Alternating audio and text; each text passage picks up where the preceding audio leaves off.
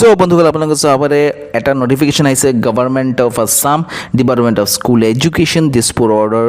By the governor of Assam notification so গভৰ্ণৰৰ পৰা অৰ্ডাৰটো আহিছে ৰাজ্যপালৰ পৰা অৰ্ডাৰটো আহিছে আপোনালোকে চাব পাৰে so in exercise of the powers conferred under section 21 of the right of children to free and compulsory education act 2009 the governor of Assam is pleased to reconstitute the school management committee of government and provincialized elementary schools of Assam as per part 5 of rule 13 of the Assam right of children to free and compulsory education rules 2011 in the following manner so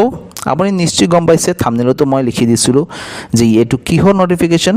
SMC বনোৱাৰ মানে SMC কি আছিল আপোনালোকে নিশ্চয় জানে school management committee যদিহে কোনো স্কুলৰ শিক্ষকে বা প্ৰধান শিক্ষকে মোৰ ভিডিওটো চাই আছে তেনে এটো তেওঁলোকৰ বাবে বহুত ইম্পৰ্টেন্ট হ'ব গৈ আছে তেওঁলোকে নিশ্চয় অলৰেডি খবৰ পাই গৈছে আৰু তেওঁলোকে নিশ্চয় নোটিফিকেশন বিষয়ে জানে তথাপিও তেওঁলোকক অকণমান হেল্প কৰিবৰ কাৰণে মই আজিৰ ভিডিওটো লৈ আহিছো সো প্ৰথম নাম্বাৰ আছে 13 আপুনি চাব পাৰে এই মেনাৰত এই সিস্টেমত আপোনালোকৰ এসএমসি এই বছৰ বনাব লাগিব বুলি নোটিফিকেশন আহিছে সিস্টেমটো অকণমান চেঞ্জ আছে বাকি সব বস্তু সেম আৰু আপুনি এনেও জানে 3 বছৰৰ মূৰে আমাৰ এসএমসি চেঞ্জ কৰিব লাগে আৰু এই বছৰো চেঞ্জ কৰাৰ অৰ্ডাৰটো আহিছে চেঞ্জ মানে কি যদিহে আগৰ এসএমসি এলিজিবল হয় হেই ৰুল হিসাবে তেনে আগৰ এসএমসি থাকিব নহলে নতুনকৈ আৰু এসএমসি ফৰ্ম কৰা হ'ব সো এনে ধৰণৰ পয়েন্ট ওয়াইজ এটা কৈ আপোনাৰ ওচৰত এক্সপ্লেইন কৰিব চেষ্টা কৰিম composition of the school management committee for purposes of section 21 এক নম্বৰ রোমান 1 আপোনালোকে চাব দি আছে a school management committee shall be formed for each school তাৰ মানে কথাটো গম পালে প্ৰত্যেকটো স্কুলৰ কাৰণে এটা এসএমসি দৰকাৰ আছেই আৰু বনাব লাগিবই so school management committee shall be formed for each school this would be a permanent body of which the president and members shall have a term of 3 years তামনে বছৰ বুজিছে স্কুল ম্যানেজমেন্ট কমিটি যেটো আছে সেইটো 3 বছৰ কাৰণে হ'ব লিখা আছে টাৰ্ম অফ 3 years আৰু this would be a permanent body হ'ব 3 বছৰ কাৰণে ইয়াৰ ভিতৰ প্ৰেসিডেন্ট থাকিব আৰু মেম্বাৰ থাকিব সেইটোই যে প্ৰেসিডেন্ট আৰু মেম্বাৰৰ সিলেকশনটো কেনেকৈ হ'ব ইয়াৰ নোটিফিকেশনটো এইটোই এটা এক্সপ্লেইন কৰি আপোনাৰ ওচৰত ভিডিও সম্পূৰ্ণ চাব ফ্ৰেন্ড চেনেলটো সাবস্ক্ৰাইব নকৰিব তলত সাবস্ক্ৰাইব বাটন আছে ৰঙা হৈছে আপোনাৰ কেই সেকেন্ড মান যাব আবাৰ টাচ কৰিব লাগে মোৰ চেনেলটো সাবস্ক্ৰাইব হৈ যাওক মই এনকাৰেজ হ'ম সদায় আপোনালোকৰ এনেকুৱা ভিডিও আপলোড কৰিবলৈ লগতে এটা বেল আইকন আছে এইটো প্ৰেছ কৰি দিব আৰু ভিডিও ভাল লাগিলে লাইক কৰি দিব সো কন্টিনিউ কৰিম video however they shall continue to function beyond 3 years till the new president and members take over আটাইতকৈ এটা ইম্পৰ্টেণ্ট লাইন বহুত এটা ইম্পৰ্টেণ্ট লাইন কিন্তু বহুত কনফিউজন থাকে ইয়াত কথাটো হৈছে যেতিয়ালৈকে নতুন কমিটি ডিজলভ হৈ নাযায় তেতিয়ালৈকে কিন্তু আগৰ কমিটি থাকিব এনেও 3 বছৰ মূৰে বনাব লাগে ইন এনি কেছ হ'ব কিবা এটা কাৰণত এই বছৰ বা অকমান এই বছৰই হল অকমান ডিলে হৈ গ'ল এসএমসি বনাবলৈ আগৰ এসএমসি কিন্তু তেতিয়ালৈকে কাম কৰি থাকিব এইটো নহয় যে এটা টাৰ্ম কমপ্লিট হৈ গ'ল আগৰ এসএমসি শেষ আৰু নতুন এসএমসি বনোৱালৈকে কোনো এসএমসি নাই এইটো নহয় যেতিয়ালৈকে নতুন এসএমসি ফৰ্ম নহয় আগৰ এসএমসি কাম কৰি থাকিব so president and members take over লিখি দিছে এইটো লাইন আপুনি মন কৰিব efforts should be made to form the new committee 1 month before the expiry of the term of the outgoing committee মানে যেটো কমিটি অলৰেডি কাম কৰি আছে এই কমিটি যোৱাৰ আগত তেওঁলোকৰ টাৰ্ম শেষ হোৱাৰ এমাহ আগৰ পৰাই কিন্তু প্ৰিপেয়াৰ হ'ব লাগিব কোনে প্ৰিপেয়াৰ কৰিব প্ৰধান শিক্ষকে এইটো লাহে কেনেকৈ কি প্ৰসেসটো কৰিব এইটো সিস্টেমটো এমাহৰ আগৰ পৰাই স্টাৰ্ট কৰিব লাগিব আউটগোয়িং কমিটি যিখন কমিটি এক্সপায়াৰ হৈ যাব তাৰ আগতে নতুন কমিটি ফৰ্ম কৰা কি সিস্টেমত কৰিব সেইটো আগৰ পৰাই কিন্তু সিস্টেম স্টাৰ্ট কৰি দিব লাগিব মিটিং পাতিব আলোচনা কৰিব ইনভিটেশন পঠাব ঠিক এনেকুৱা সিস্টেম স্টাৰ্ট কৰি দিব সো এইটো আছিল 1 নম্বৰ পইণ্ট এক্সপ্লেইন কৰিলো এতিয়া সেকেন্ড পইণ্টটো নেক্সট হল আমাৰ 2 নম্বৰত আছে 12 মেম্বাৰ্স shall be from parents or guardians of the students of the school in the following manner তাৰ মানে এই যে কমিটিটো হ'ব ইয়াৰ ভিতৰত কেইটামান মেম্বাৰ থাকিব এইটো পিছৰ কথা এতিয়া 12টা মেম্বাৰ প্ৰথম 12টা মেম্বাৰ সিলেকশন হ'ব পেৰেন্ট আৰু গাৰ্ডিয়ান ষ্টুডেন্ট হতে আছে নহয় ছাত্ৰ ছাত্ৰীসকল তেওঁলোকৰ যে পেৰেন্ট গাৰ্ডিয়ান আছে তেওঁলোক হ'ব আৰু এই যে পেৰেন্ট গাৰ্ডিয়ান বিলাকে যে মেম্বাৰ হ'ব বা প্ৰেসিডেন্ট হ'ব ভাইস প্ৰেসিডেন্ট হ'ব যোনে হ'ব তেওঁলোক কিন্তু ষ্টুডেন্ট স্কুলত পঢ়ি থকা হ'ব লাগিব এনেকুৱা নহয় যে ষ্টুডেন্ট বিলাক এতিয়া গৈছে স্কুল এৰি গুচি গ'ল পাছ কৰি আৰু নহলে এতিয়ালৈকে ষ্টুডেন্ট এডমিশন লোৱা নাই গাঁৱৰে এনেকুৱা হ'ল নহ'ব এই 12টা মেম্বাৰ প্ৰথম 12টা মেম্বাৰ যে হ'ব তেওঁলোকে পেৰেন্ট আৰু গাৰ্ডিয়ান হ'ব লাগিব তেওঁলোকে ষ্টুডেন্ট স্কুলত পঢ়ি থকা হ'ব লাগিব সো ইয়াত সাব পইণ্ট 3টা আছে 2 নম্বৰত সাব পইণ্ট এ বি সি মন কৰিব এ বি সি আছে নে নোটিস কৰিব এই নম্বৰ পইণ্টত আছে among parent and guardian members 6 shall be from disadvantaged groups or weaker section, and one of them shall be from parent guardians of children with special needs in the school. বস্তুটো গম পালে এই যে 12 জনৰ ভিতৰত 12 জন তো পেৰেণ্টৰ গাৰ্জিয়ান হ'ব ষ্টুডেণ্টৰ যেটো SMC ফৰ্ম হ'ব তাৰ ভিতৰত 6 জন আধা এই 6 জন হ'ব ডিসএডভান্টেজ গ্ৰুপৰ পৰা বা উইকাৰ সেকশন উইকাৰ মানে ফিজিক্যালি কমজোৰ যে হেতু কথা ইয়াৰ উইকাৰ দিয়া নাই ইয়াত ফাইনান্সিয়াল উইকাৰ সেকশনৰ কথা কোৱা হৈ আছে তেওঁলোকৰ ভিতৰত 6 জন মান হ'ব আৰু এই 6 জনৰ ভিতৰত এজন হ'ব one of them shall be parents and guardians of the children with special needs যদি আপোনাৰ স্কুলত যদি আপোনাৰ কোনো স্পেশাল নিড চিলড্রেন আছে স্পেশাল নিড চাইল্ড আপনি নিশ্চয় বুঝি পায় যেনে ফিজিক্যালি অকণমান প্ৰব্লেম থাকে নহয় PW ক্যাটেগৰি যে আছে তেওঁলোক যদি এটা ষ্টুডেণ্ট আছে সেই ষ্টুডেণ্টৰ পেৰেণ্ট আৰু গাৰ্জেনৰ এজন মেম্বাৰ সিলেক্ট কৰিব লাগে এই 6 জনৰ ভিতৰত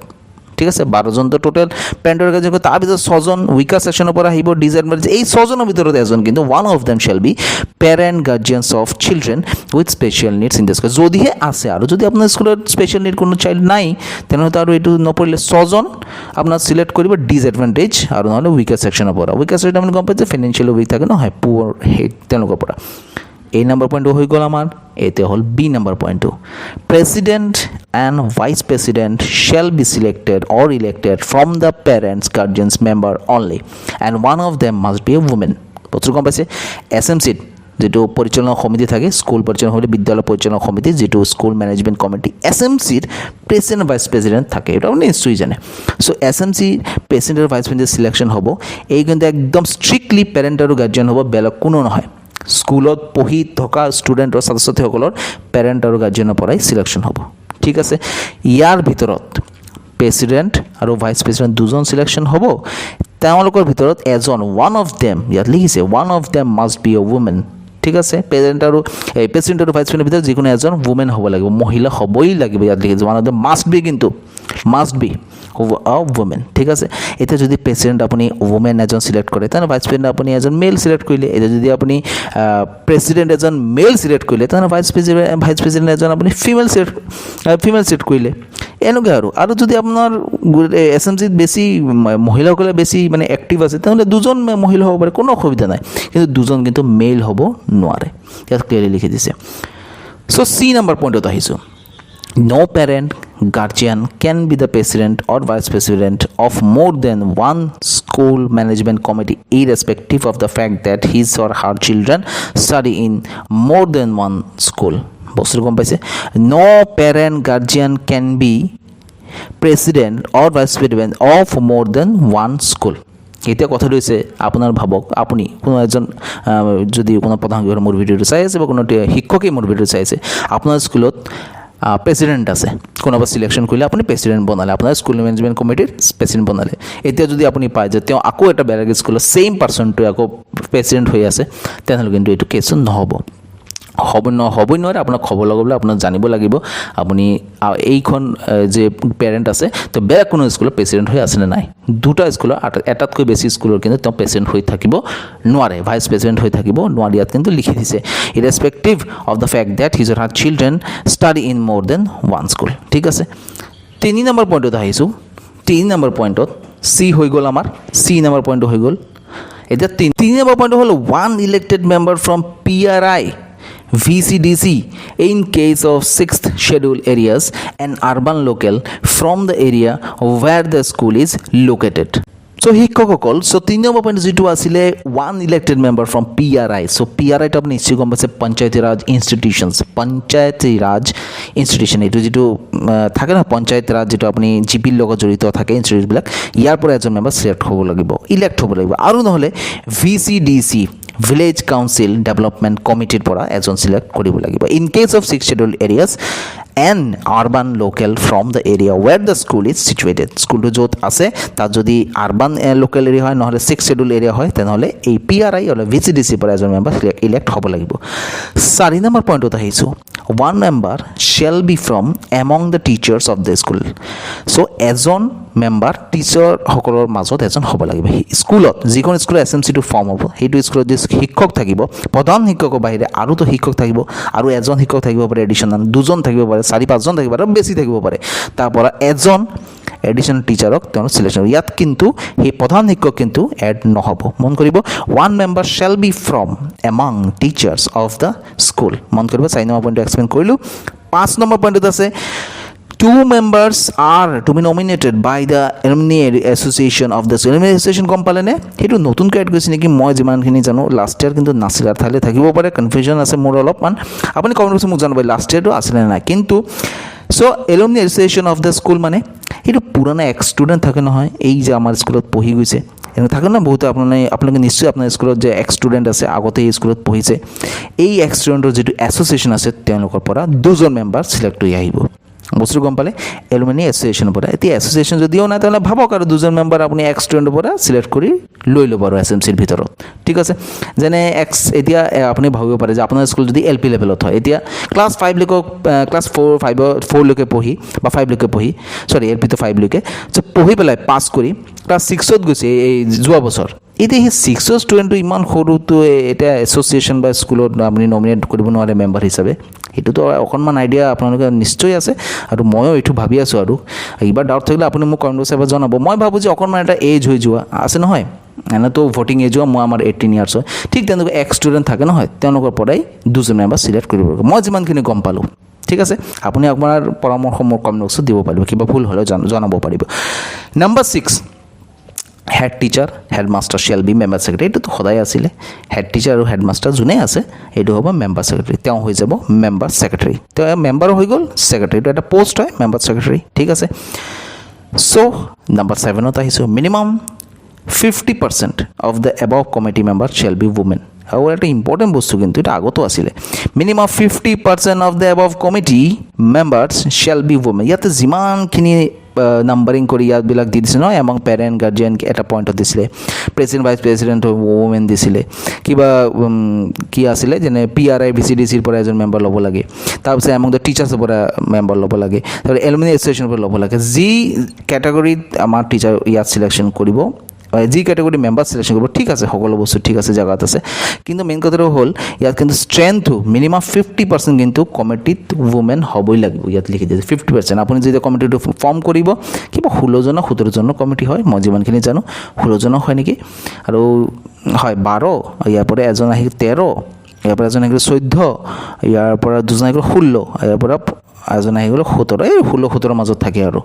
ঠিক আছে তো এই ভিতৰত 50% আপুনি 8-9জনমান কিন্তু আপোনাৰ ৱুমেন থাকিবই লাগিব এইটো আপুনি কিন্তু চিয়'ৰ হ'ব ঠিক আছে তেনেহ'লে আপোনাৰ SMC গঠিত হ'ব হ'ল